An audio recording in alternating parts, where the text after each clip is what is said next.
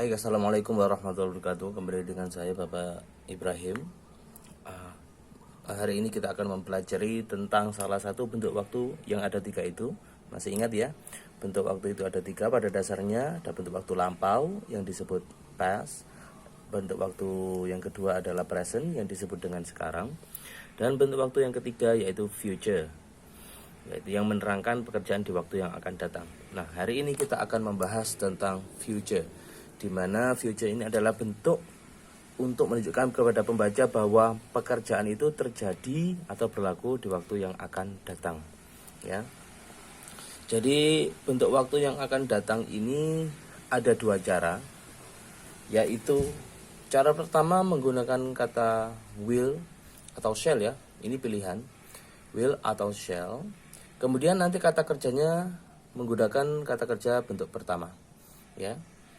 Dalam hal ini will atau shall ini perbedaannya hanya pada shall ini paling umum, bukan harus ya.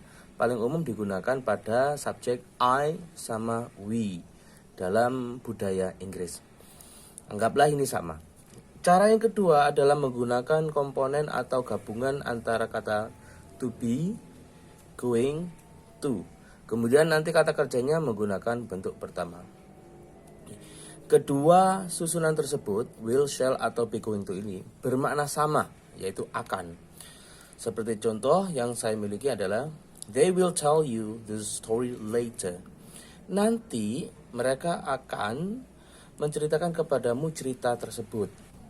Jadi penggunaan kata will di sini sangatlah masuk akal karena pekerjaan ini berlaku atau terjadi di waktu yang akan datang, later. Ya. Ini adalah keterangan waktunya, ini adalah bentuk waktunya ya. Kemudian we will learn something new tomorrow. Kita akan mempelajari sesuatu yang baru besok ya. Kata besok ini adalah keterangan waktu saja. Ini adalah bentuk waktunya. Ingat, bentuk waktu itu selalu terjadi dekat dengan kata kerjanya. Kita tambahkan will di situ untuk bermaknakan kata kerjanya menggunakan bentuk pertama. Kita akan mempelajari sesuatu yang baru besok ya, atau penggunaan shall juga boleh. We shall visit Brian next week. Kami akan mengunjungi Brian minggu depan. Nah, kata minggu depan kan ini menerangkan bahwa pekerjaan itu terjadi di waktu lampau, maka masuk akal kalau bentuk pekerjaannya di sini yang digunakan adalah bentuk future dengan menggunakan shall atau will. Kemudian bagaimana dengan be going to? Akan saya terangkan berikutnya. Oke. Dalam hal ini kita akan mempelajari tentang perbedaan penggunaan will dan cara kedua yaitu be going to. Perlu diketahui terlebih dahulu bahwa bentuk karakter future itu dalam hal ini dibagi menjadi tiga bentuk ya. Bentuk waktu yang akan datang itu dapat bersifat tindakan sukarela atau kebersediaan dalam melakukan sesuatu. Kedua, prediksi, yaitu pernyataan yang menyatakan hal yang mungkin terjadi di waktu akan datang setelah memperhitungkan sesuatu. Kemudian prior plan adalah adanya perencanaan untuk masa depan. Nah, kita mulai dari voluntary action, yaitu tindakan sukarela atau kebersediaan. Jika kita membahas tentang hal yang berhubungan dengan bersedia melakukan sesuatu atau ikhlas melakukan sesuatu ya, maka hanya gunakan will, jangan yang lain. Saya ulangi, maka hanya gunakan will, yaitu cara pertama, jangan gunakan yang lain. Contohnya, I will help you with this problem. Saya akan membantu kamu tentang masalah ini ya. Nah, kata-kata help ini berkonotasi ada kebersediaan atau sukarela, bersedia menolong ya. Maka yang lebih tepatnya adalah penggunaan will ya, bukan be going to. Kalimat kedua, I will lend you some money so you can buy the book ya. Baiklah kalau gitu saya aja yang minjami kamu uang sehingga nanti kamu bisa beli buku ya. Nah, kata will ini memang tepat digunakan ya, karena membicarakan tentang kebersediaan. Saya bersedia, maksudnya begitu ya, meminjami kamu uang ya. Kemudian kita ke prediction. Prediction ini bisa menggunakan will atau be going to. Tidak ada bedanya sama sekali Ya, kalau kita mau memprediksikan sesuatu, maka tidak ada bedanya sama sekali. Ya, boleh menggunakan will, boleh menggunakan be going to, tidak ada bedanya. Ya, seperti kata I think it will rain. Saya rasa akan turun hujan. Ya, akan hujan, atau I think it's going to rain. Saya rasa akan turun hujan. Ya. Tapi perlu diketahui dulu tentang to be di sini. Oke, ingat dalam membentuk susunan be going to ini, to be ini berkembang ya. Maksudnya akan melihat subjeknya, dia bisa berubah, bisa menjadi am, bisa berubah menjadi is atau are. Dalam hal ini subjeknya orang ketiga tunggal, maka to be-nya adalah is. It is going to rain. Kayaknya akan hujan deh. Nah, ini kan suatu ungkapan prediksi ya. Maka boleh menggunakan will atau be going to. Contoh lagi, he plays bad. Dia itu bermain dengan buruk sekali. He will lose the competition. Wah, dia akan kalah dalam pertandingan ya. Will ini Anda gunakan dengan susunan yang lain, yaitu be going to juga boleh. He plays bad. Dia bermain buruk sekali. He is going to lose the competition. Wah, dia akan kalah kompetisi ini ya. Kemudian untuk prayer plan atau sesuatu pekerjaan yang sifatnya direncanakan, maka only use be going to. Maka gunakan hanya be going to, jangan gunakan yang lain ya. Jangan gunakan yang lain. Ini adalah kekhususan be going to digunakan untuk perencanaan. Kalau kekhususan will digunakan untuk hal sukarela. Ya. Contohnya I'm going to play all day tomorrow because of holiday. Wah, besok libur sekolah. I'm going to play all day tomorrow.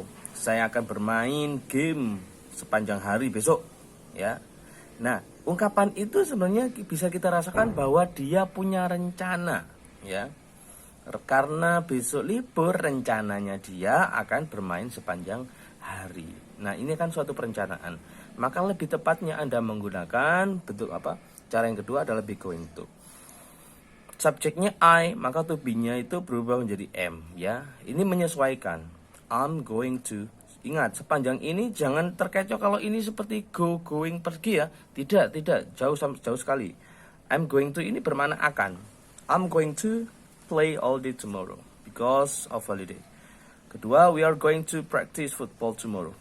Kami akan latihan sepak bola besok. Itu rencananya.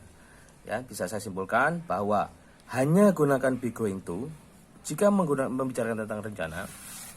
Hanya gunakan will jika membicarakan tentang kesukarelaan dalam melakukan sesuatu. Selain itu silakan ya menggunakan will atau be going to. Singkatnya seperti itu. Will jika memang sukarela, jangan be going to. Be going to jika memang perencanaan, jangan yang lain ya.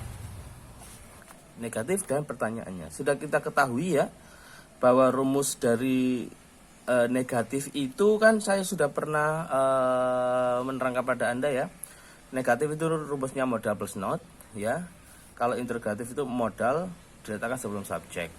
Dan saya sudah pernah menyuruh kalian untuk menghafalkan siapa saja modal itu. Can, may, must, will, do, to, be, have, shall. Lihat di sini rumus pertama will plus verb one dan kedua adalah be going to. Will dan be ini termasuk pada modal. Can, may, must, will, do, to, be, ada to be, have, shall. Ya, shall ini juga bisa. Maka dari itu mereka kita anggap sudah memiliki modal dan kalau negatif tinggal meletakkan not setelah modal tersebut. Modalnya kan will ya. Kata I will help you menjadi I will not help you. Ya. Kemudian kata we are going to submit our task. Kami akan mengumpulkan tugas kami. Bentuk negatifnya tinggal menambahkan kata not di sini ya setelah modal. We are not going to submit our task. Kami tidak akan mengumpulkan tugas kami besok, for example contohnya. Kemudian jika menjadi kalimat tanya, maka modal itu diletakkan sebelum subjek. Kita punya modal will dan be ya. Contohnya kalimat positif you will help me. Ini kalimat positifnya. Kalimat negatifnya tinggal kita meletakkan will ini tempatnya sebelum subjek. Will you help me? Maukah kamu menolongku? Maukah kamu, bersediakah kamu menolongku? Ya, ini voluntary ya. Kemudian yang menggunakan be going to. Contohnya, you are going to submit your task. Kamu akan menyetorkan tugas kamu, ya. Kemudian bentuk negatif pertanyaannya adalah ya to be ini tinggal diletakkan sebelum subject. Are you going to submit your task? Loh, kamu berencana untuk mengumpulkan tugasmu? Ya, seperti itu ya. Oke. Oke, saya rasa cukup penggunaan atau penggunaan rumus future dan perbedaan antara dua rumus future. Kita pelajari lebih dalam lagi dengan cara menjawab beberapa pertanyaan yang akan saya includekan pada format KBM hari ini. Sekian, terima kasih. Wassalamualaikum warahmatullahi wabarakatuh.